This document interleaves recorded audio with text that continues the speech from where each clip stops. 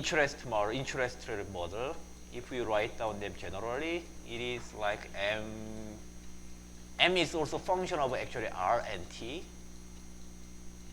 dt plus sigma, which is or can be in general, which can be also function of R and T and dz.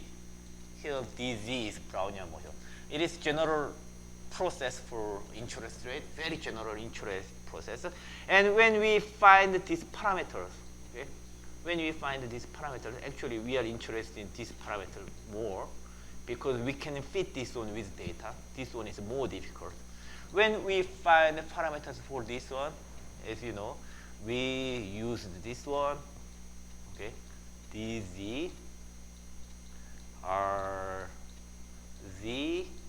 dt equals 0, right? Using this equation, right? Using this equation, we can derive zero coupon mode price, right? Zero coupon mode price B function, right? Something like this. Right? And then using this model, from this model, we can solve this one. Okay, so this is interest rate model, and from interest rate model, we can solve this partial differential equation. And by solving this partial differential equation, we can solve the price for zero coupon mode, right? And then once we have zero coupon mode, and then we can match this zero coupon mode with data. So we match it with data and minimize it, and then therefore we can inversely find the parameters for this one, right? This is our process. This was your homework for Bajichev model. And the binomial version of this process is explained by Junhyung. Okay, so this is big picture. Okay. So then the most important part is actually this one. Okay. We assume we are living in the risk neutral process, the risk neutral world. And then since we are living in the risk neutral world, the expected return from bond and the expected return from just bank account generate exactly the same return, right? So this is the most important part, and this is called risk neutral pricing. We are assuming that we are in the risk neutral world. And then actually because of this intuition, okay, this is most important. Any question about this one, you have to perfectly understand this logic. Okay. Okay. So because of this intuition, now what we can do is, so this is the one way to generate the data. So actually using this process, actually we can derive derivative prices. We can get the derivative prices. Idea is like this. The idea is that because in the risk neutral world, we are able to generate interest rate. We can simulate interest rate process, right? We know what would be the future interest rate. We don't know exactly, but we know the distribution of future interest rate, right? We don't know exactly because we have stochastic Brownian motion part. So what we can do is, for the derivative pricing, suppose this is terminal price, like if it is a call option, it would be look like bond price minus exercise price 0, something like this. So for given payoff, terminal payoff is known. We can do derivative pricing like, okay, because we are living in the risk neutral world, by applying this intuition, we are assuming that we are living in the risk neutral world, and then we calculate expected value of this terminal price, right? But then it is a future value, right? So we have to discount it. But problem is that when we discount this future payoff, right? Discount with future payoff, we have to discount it with interest rate. But problem is that we don't know interest rate, right? Through this process, we estimated this M, but we estimated just interest rate process. But it does not mean that we know whole path of interest in future. We only know distribution of interest rate. But what we can do is, okay, since interest rate follows this process, what we can do is we can do the discounting, something like this, R dt. Okay, suppose we have one pass of interest rate.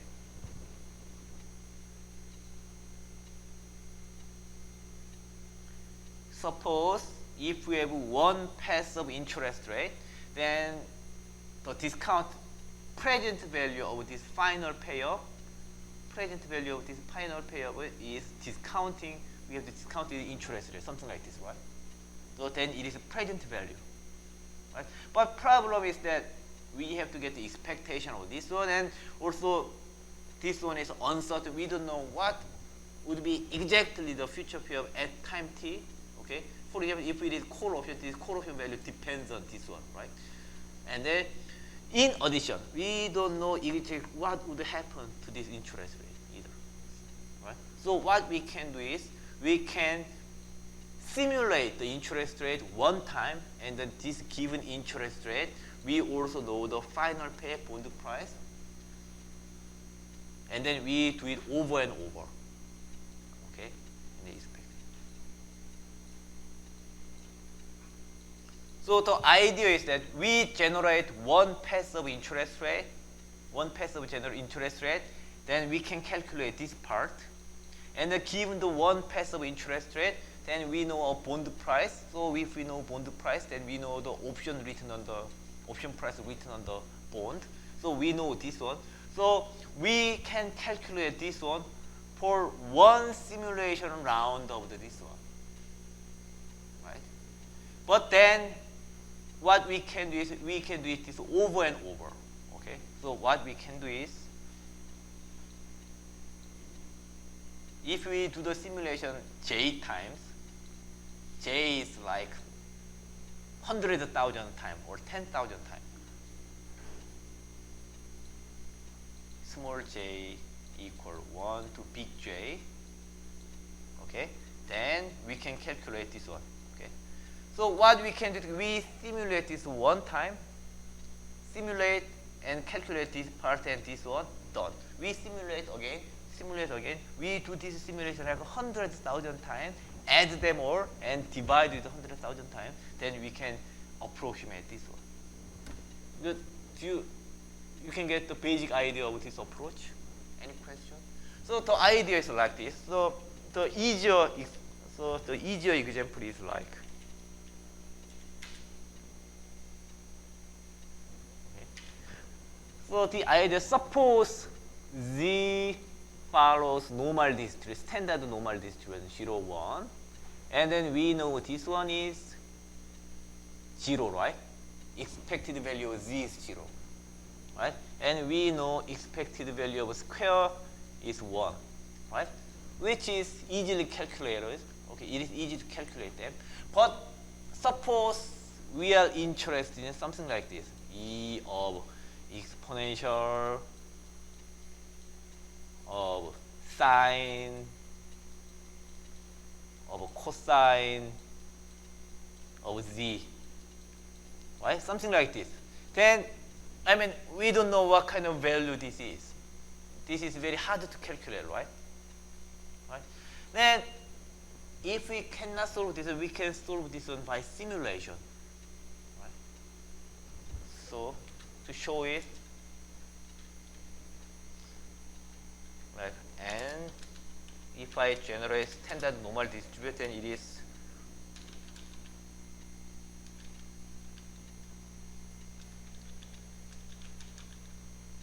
you can do it more easily with the R. So I simulated 10 random number from standard normal distribution, and then I can simulate each one like this one. So it is exponential of sine of cosine of this one. Okay. So it is a crazy function. Okay. And then when we have random number, this crazy function has this value. Okay. So for one simulation, we know this one, but we don't know expected value of this one. But because of a law of large number, the expected value of this one, so therefore, what we are interested in, expected value of a crazy function,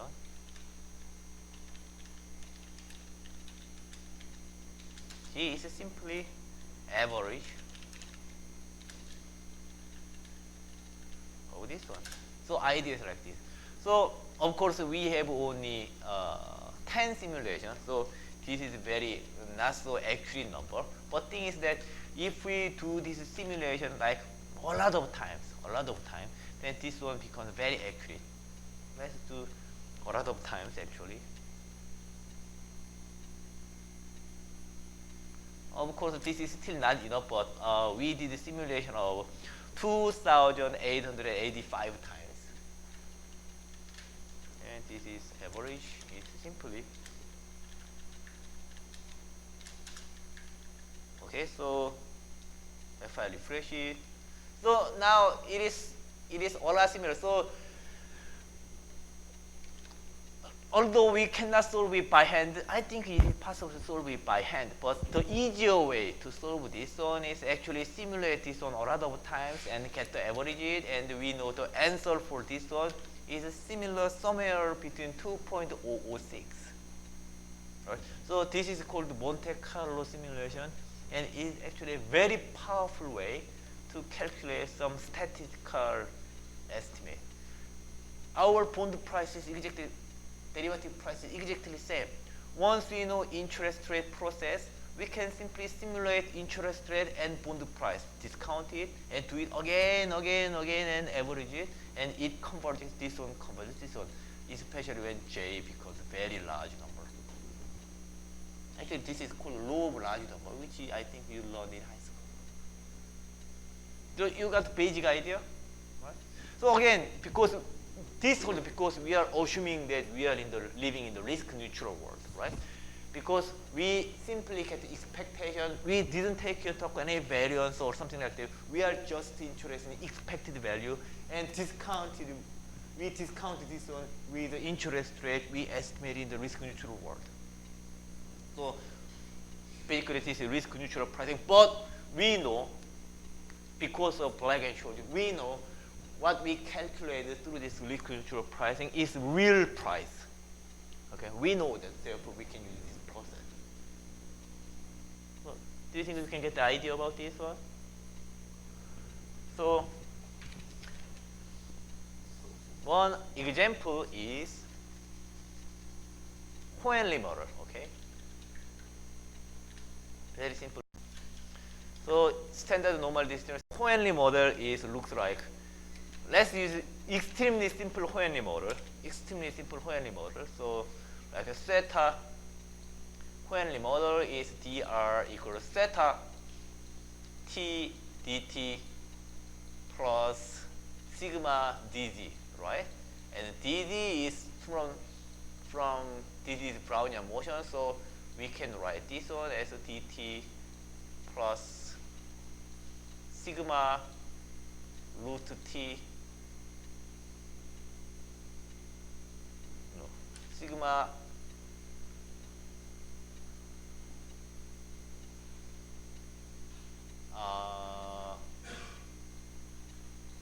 dt. Do you remember I told you dz has same distribution as epsilon dt, right? Because this follows 0 dt, right? So this one. So if we use very simple Hohenly model, so let's say theta is fixed. Theta is simply fixed, and then let's say dt is 1 and theta 1 over 12 monthly 1 over 12, and let's say theta is given. Theta is any number like 0.0001. Okay, very small number.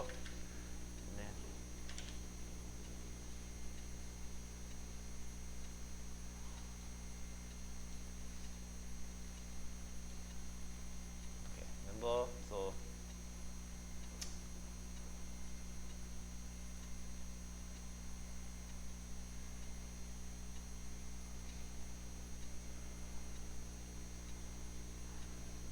call this one dt, and let's call this one theta. And through Hohenly model, so R is basically dr. Okay, dr is basically theta multiplied by dt plus sigma. Sigma is 2%, and dr is simply what?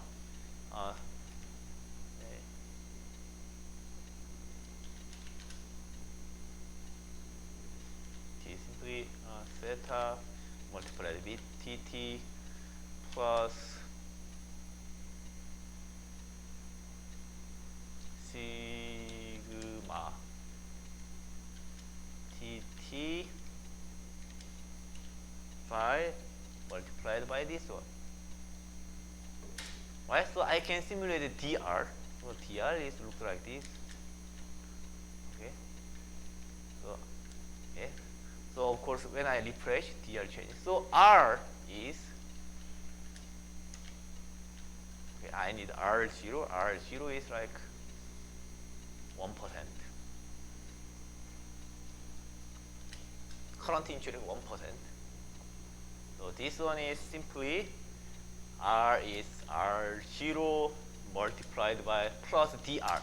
So this is new interest, right? So and then this one is of course this one plus this one.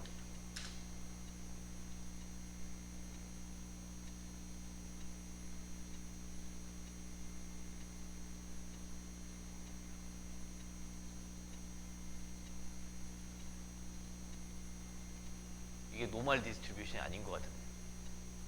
어쨌든 I think there is something wrong with my simulator.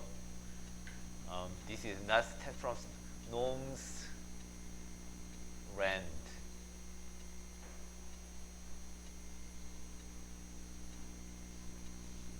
Norms inverse. Yes, I need this one. Norms 표준 중에 norms inverse rand. Okay. Now I'm done. Okay, so I simulated one passive interest process, right? So because for any model, I have sometimes a negative interest rate, but thing is that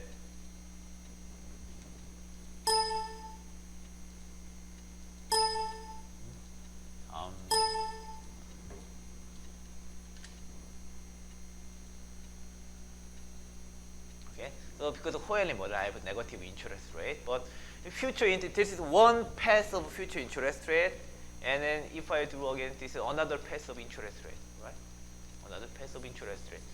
So given this one simulation, so discount rate is discounting factor. Discounting factor is, this is the exp of sum of this one. 뭔가 이상한데? I think there is something.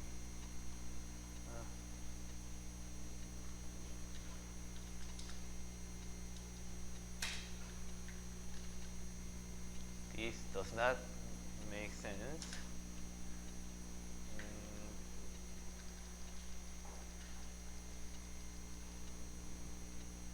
R, is it R1?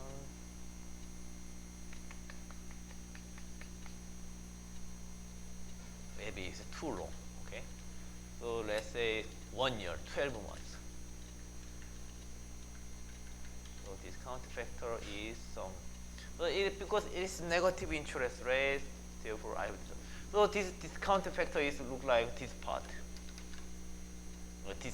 right? Integration of interest rate from here to here, right? So if we calculate this one, this is approximate this one with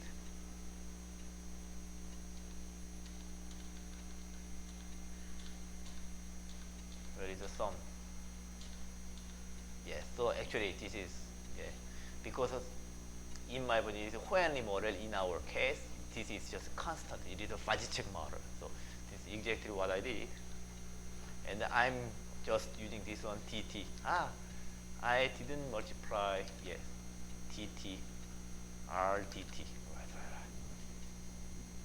So I have to multiply dt 12.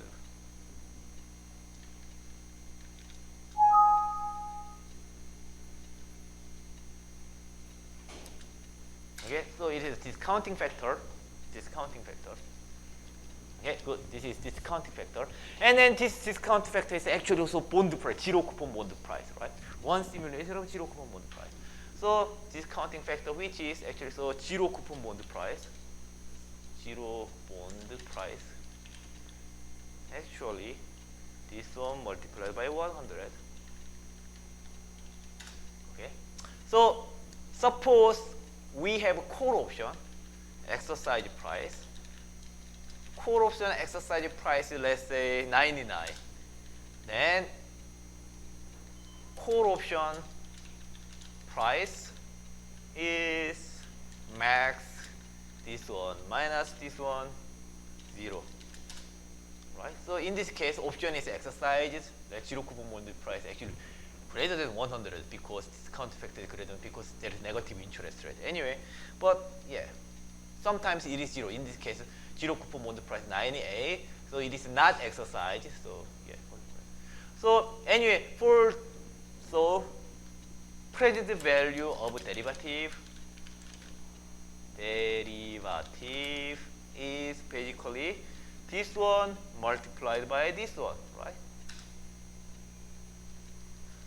Okay. So what we can do is, this is unfortunately, it is hard to show it in Excel, but now I have one simulation. So one particular simulation of interest rate path, I have a zero discount factor, zero coupon bond price, and I have a derivative price, and present value of derivative looks like this.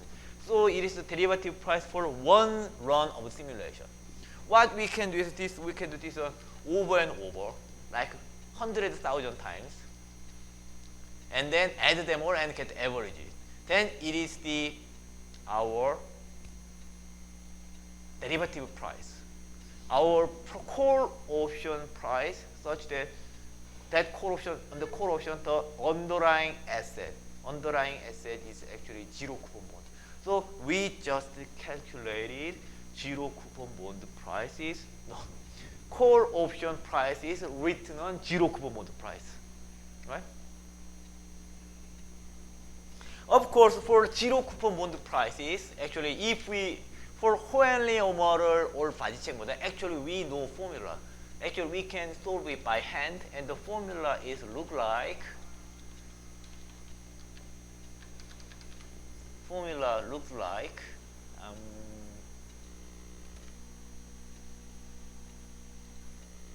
actually it is there. For simple call option and put option, actually formula is given.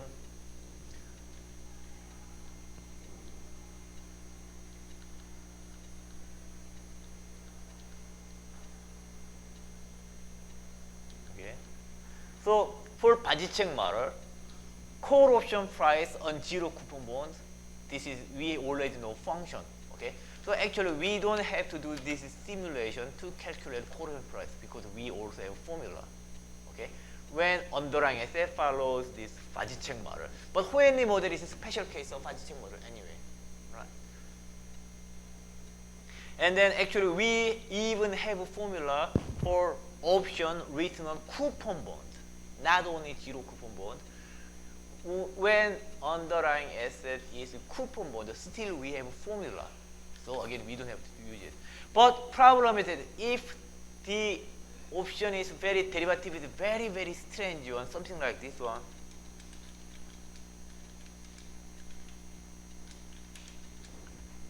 If some stupid quant from Goldman Sachs says they developed a strange core option root like exponential of cosine of sine of max, something like that. In that case, we cannot solve it by hand. There is no formula.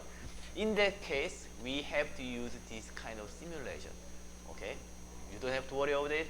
You can use either once you estimate Fajicek model, Hohenry model, or whatever, you can run the simulation. Do this simulation, you have a discount factor, you have a zero bond coupon price, and then exercise price, and you can calculate derivative price, and you can do it over and over, collect all these numbers, add them all, and average it, then you get the number. Right? So easy, right? So it means that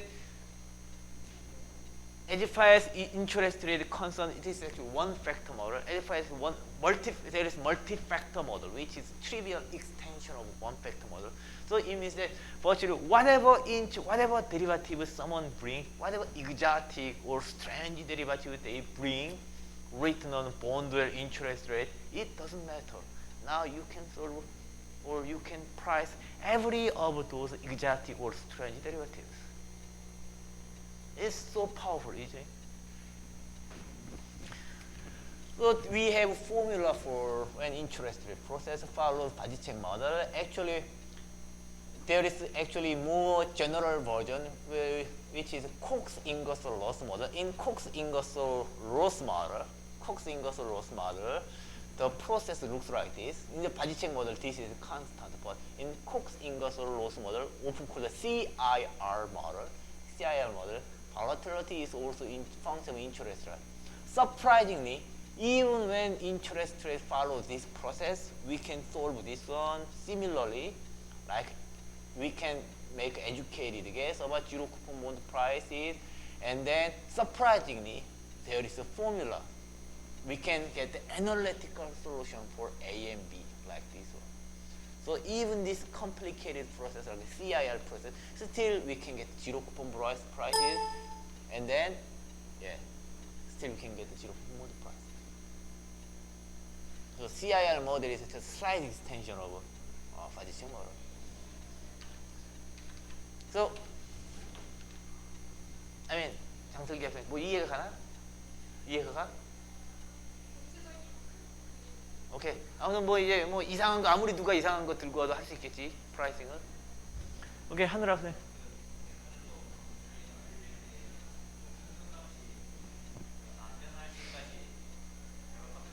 평균까지 안 변하는 거 불가능해.